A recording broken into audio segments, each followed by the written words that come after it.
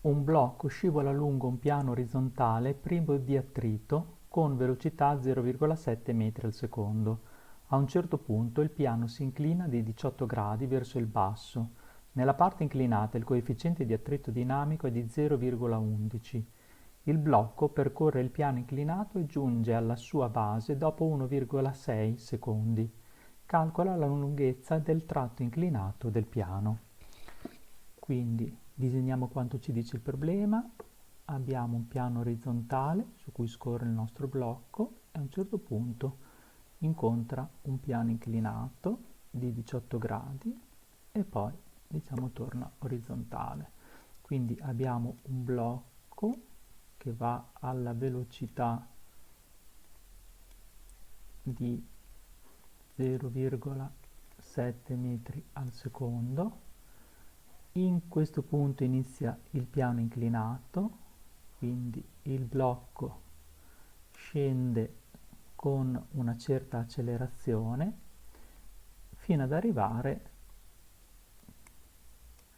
di nuovo in un altro piano. L'angolo del piano inclinato è un angolo alfa, alfa uguale a 18 gradi. Allora, quando il blocchetto sarà sul piano inclinato, sarà soggetto alla forza peso, in particolare sarà soggetto alle componenti della forza peso. Una è la componente parallela e una è la componente perpendicolare alla forza peso. La forza parallela della forza peso avrà direzione lungo il piano inclinato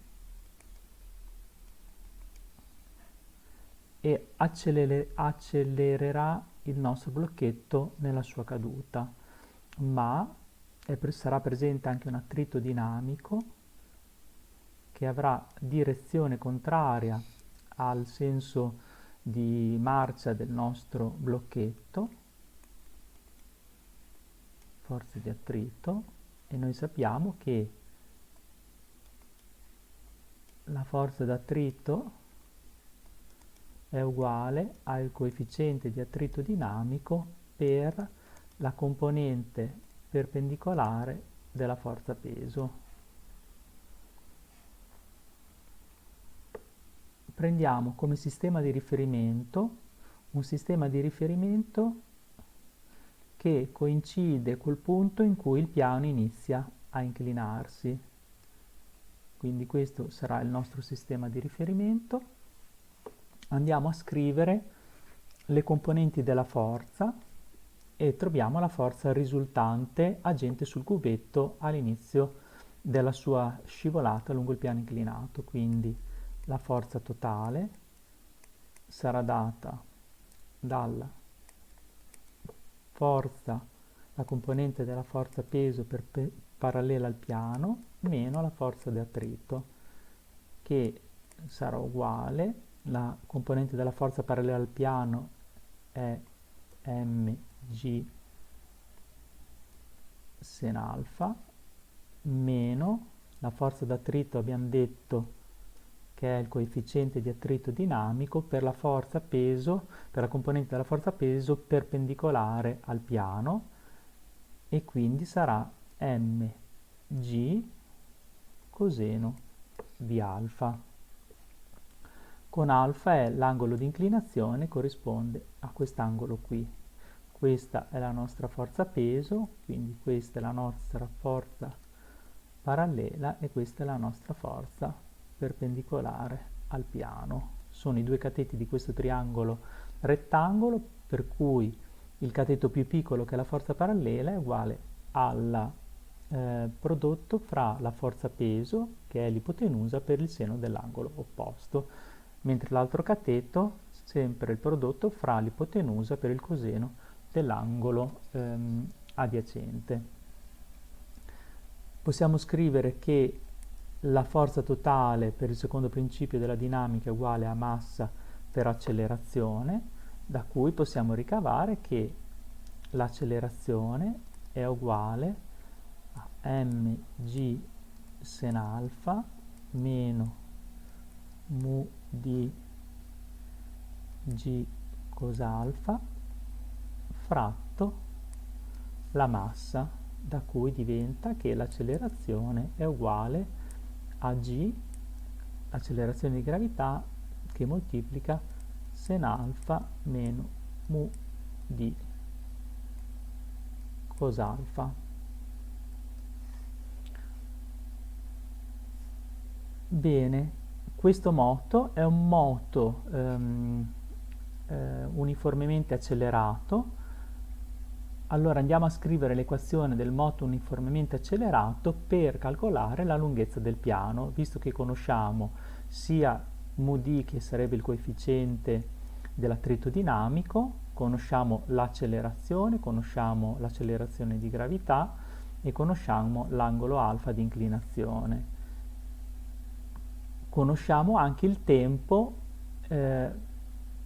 che ci mette il blocchetto per arrivare alla base del piano inclinato.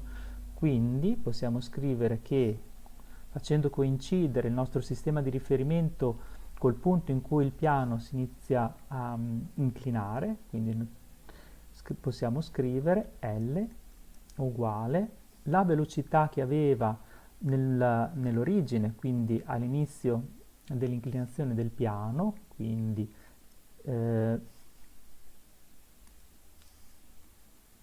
V0t più l'accelerazione risultante, un mezzo a t quadro.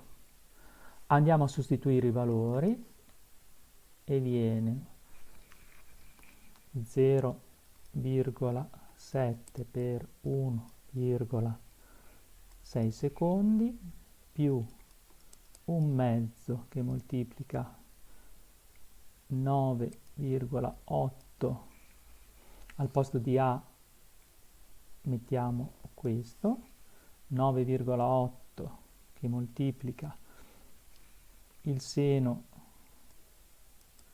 di 18 gradi meno 0,11 che moltiplica il coseno di 18 gradi per t alla seconda, che è 1,6 alla seconda, uguale